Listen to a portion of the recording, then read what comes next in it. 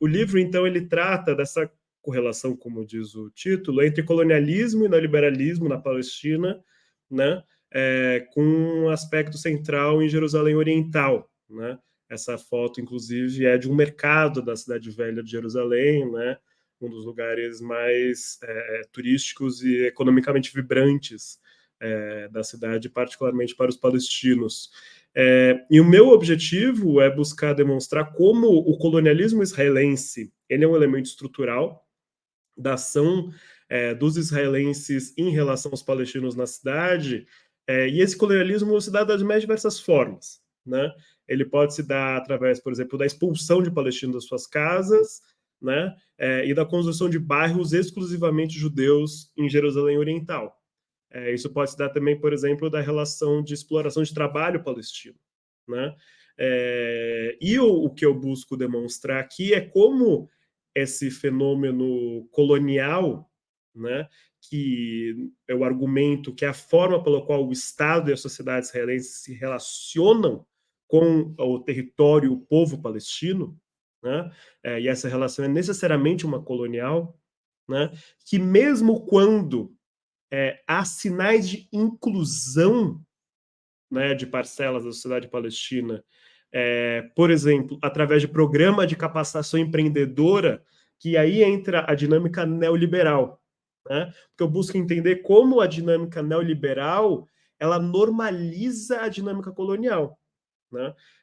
Porque nesse momento agora, né, por exemplo, em Gaza, a gente vê o colonialismo brutal, duro, né, da sua mais cruel face, inclusive da história da relação da Palestina e Israel, né, através do genocídio e da destruição em massa, né, que a gente vê em Gaza.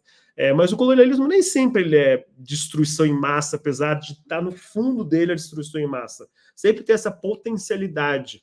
Mas muitas vezes o colonialismo também ele é um fenômeno mais suave, que busca, por exemplo, reconhecer a humanidade do colonizado, que busca reconhecer a sua potencialidade, que busca reconhecer, né, que ele pode ser bom para a sociedade colonial, né? Então, o que eu busco demonstrar é como o Estado de Israel, através da Prefeitura de Jerusalém e de outros mecanismos governamentais e não governamentais, busca transformar o território, a população palestina de Jerusalém Oriental, a partir das necessidades do capital israelense, do capital global que existe ali em Jerusalém, em Israel de forma geral, né? Então, por exemplo, um caso que eu estudo é como os programas de capacitação empreendedora para o mercado high-tech, né, que é representado por alguns como algo não colonial, ou algo que vai contra o colonialismo, né? Na verdade, é só o colonialismo atuando de uma forma mais soft, de uma forma mais suave, né? Porque a gente não está falando dos palestinos se autodeterminando quando eles têm uma autonomia, por exemplo, para escolher um emprego. O colonialismo que vai determinando as formas de como isso vai operando, né? A partir das suas necessidades. Né? E o empreendedor palestino no mercado high-tech, ele nunca vai ter a capacidade de concorrer com o empreendedor israelense. Ele sempre vai ser dependente. Né? Ou seja, é uma reprodução, é uma renovação das dinâmicas do colonialismo através da inclusão. Né? Mas a inclusão não significa uma ascensão, uma emancipação do palestino para ele ser igual ao israelense. Né? Mas a diferença, ele estava aqui, ela vai ser aqui a partir de agora. Né? Ele vai ter uma vida melhor. Né?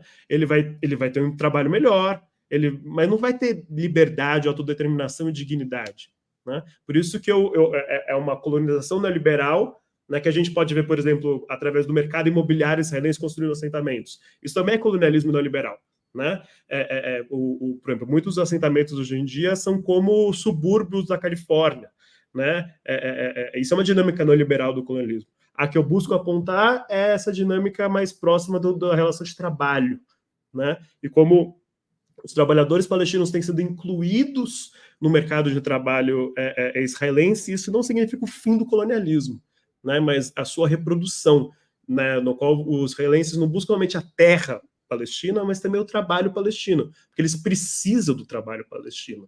Né? E isso eu busco demonstrar como isso muda um pouco algumas dinâmicas do colonialismo israelense, enfim, entre algumas dinâmicas um pouco mais gerais, mas é um pouco isso, né? Isso, por exemplo, vai acabando, vai destruindo a economia tradicional palestina, como essa imagem da capa, né? Porque muitos palestinos que mantêm, por exemplo, essa economia tradicional do comércio e tudo mais, os mais jovens não vão mais ocupando as lojas, né, dos seus pais, dos seus avós. Então, essas lojas, que são locais de resistência, elas vão sendo destruídas e vão sendo substituídas por lojas de israelenses, né? Então, isso entra toda na dinâmica colonial.